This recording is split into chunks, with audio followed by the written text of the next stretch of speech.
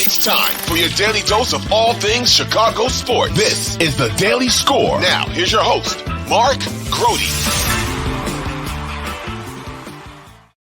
Hey, what's going on? Welcome into the Daily Score. I'm Mark Grote. Let's get right into it. This is the last day this year that we get to talk to the offensive coordinator of the Chicago Bears, Luke Getsy, and we do not know what his future looks like here with the Chicago Bears, but he was certainly looking back on his first 2 years here with the Chicago Bears. You reflect on these 2 seasons in this role for you and what you've been able to do, both yourself individually and as an offense as a whole? That's obviously a pretty intense question, one that you do after the season when you were able to take some time and reflect. And I think, at the end of last year, we felt like we were doing a lot of really good things. Our processes were good, our people were good.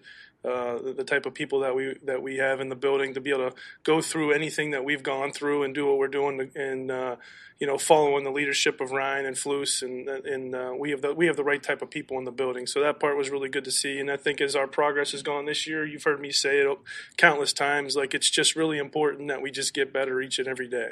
And I feel like no matter what it looks like sometimes to the outside world, when you're inside and you're diving deep, you really know if it is or isn't. And I think the guys in the room, they all feel it, they know it, they're excited about what's to come, and I think we can say that we have continued to do that. When you said you know what it is or isn't, what is it? I'm saying what I guess what I'm saying by that is just if the outside world sees a play and they think that the play didn't work, or if they think a player didn't do what he was supposed to do, what was real or what wasn't real is all I was meaning by that, in the sense of you have to keep it what it is, and you have to make sure you evaluate every single part of everything, right? And that's what we do on a daily basis.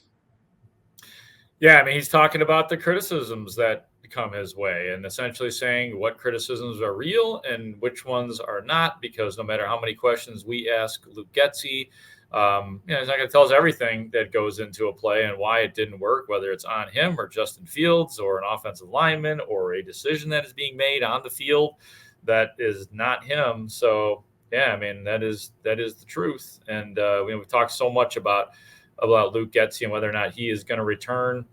It feels like it's up in the air. I wish I could give you a percentage on the return, but the Bears have been very quiet about it, and Luke Getsy has not tipped his hand in any way, shape, or form on whether or not he's going to be back. He's pretty much the same dude every single week, and has been, he's been pretty transparent or as transparent, I should say, as he can be without giving away too much. The other thing, too, that everybody likes to break down and dig into is the relationship with Justin Fields, Luke Getsy and Justin Fields. And here's Getsy talking about his QB1.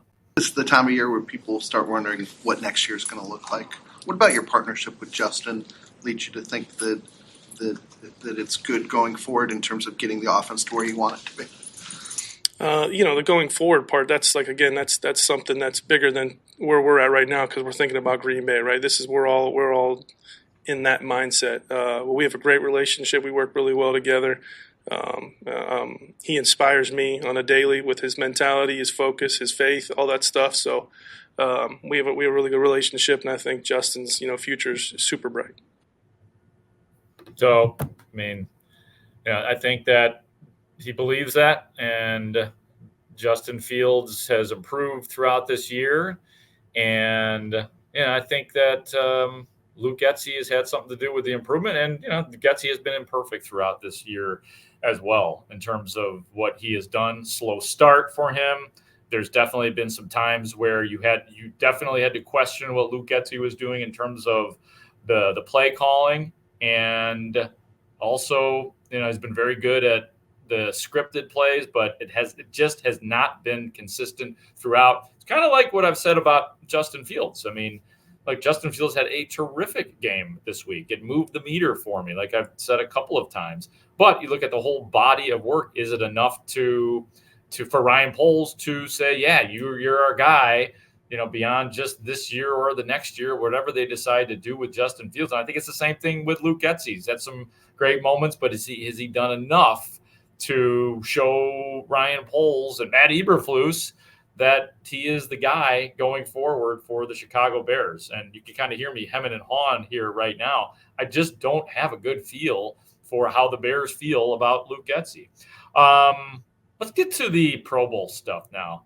Montez Sweat makes his first Pro Bowl, and ironically, I don't know if it would have happened if it wasn't for the Chicago Bears, and I say ironically because it sure feels like it's been a weird, bumpy, sometimes bad season. And here's Sweat going to the Pro Bowl.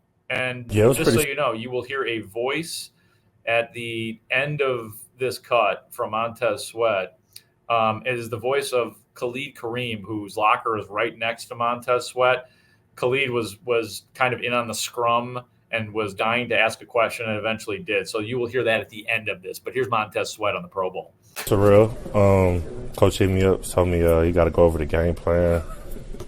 I'm like, what? So, yeah, I kind of figured something was up.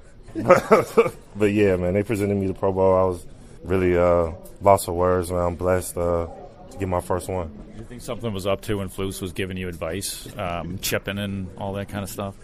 I mean, I was really looking forward to seeing how he was going to get the chips off me and stuff like that. So I was kind of interested in what he was about to say. But yeah, that's what I was there for. What does it mean to you, Tez? It means a lot. It's my 5th year in the league. It's something that every player aspires to get. I've been working a long time to get to this point where I am, and I'm still not satisfied. You said you're not satisfied. What do you mean by that?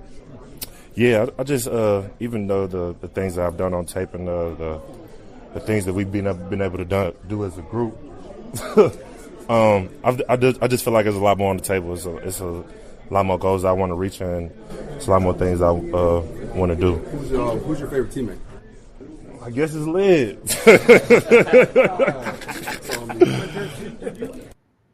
Yeah, that's Lid. That is Khalid Kareem right there, getting in on the fun. The other Pro Bowler for the Bears, there's 2 right now. You never know if somebody will get in as an alternate.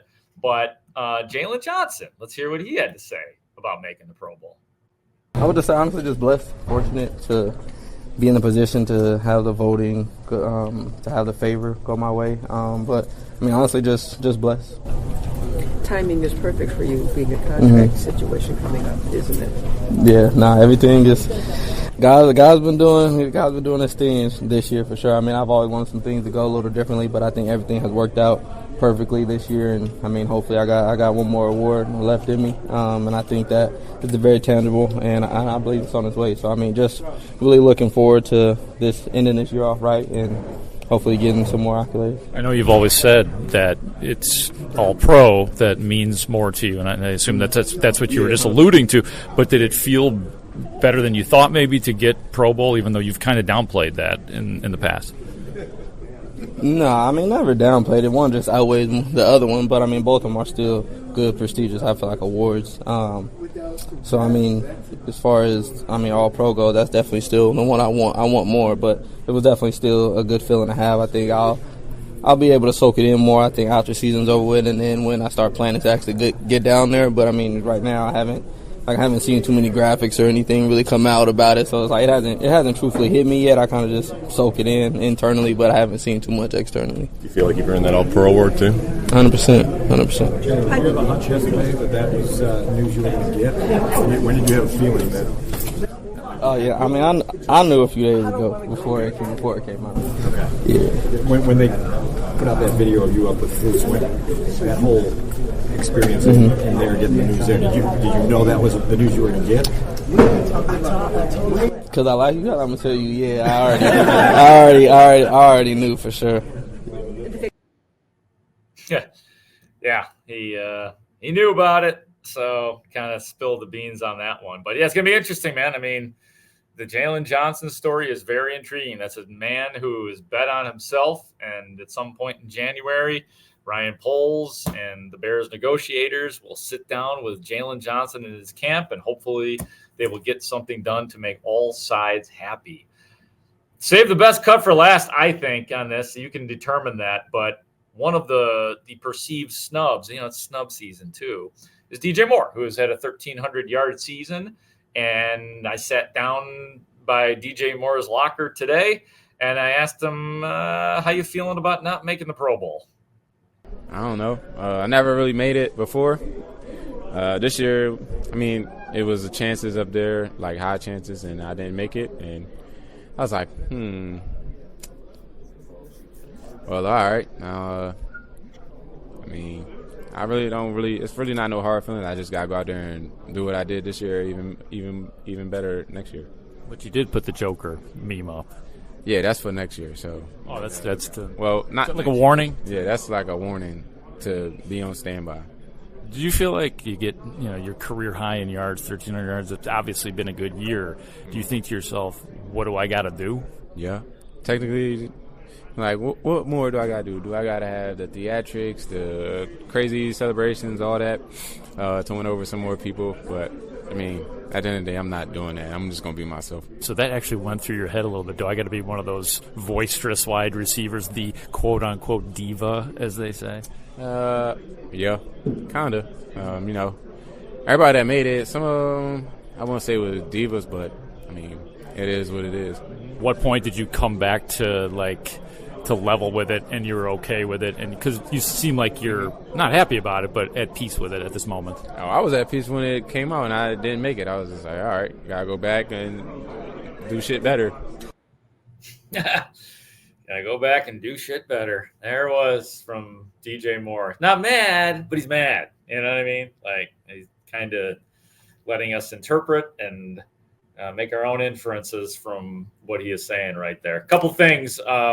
Darnell Mooney remains in concussion protocol. That's through Thursday. Jaylon Johnson did not practice again, by the way, but he still believes he's going to play. DJ Moore, from whom you just heard, was limited in practice because of the knee. Cole Kmet returned to practice in a limited capacity. So that's the way things are looking with the injury report. One more day of practice this week for the 2024 season, if you can believe that. That'll be on Friday, and then the Bears-Packers on Sunday from Lambeau Field. That is it for today. For our executive producer, Ray Diaz, I'm Mark Grote for the Daily Score.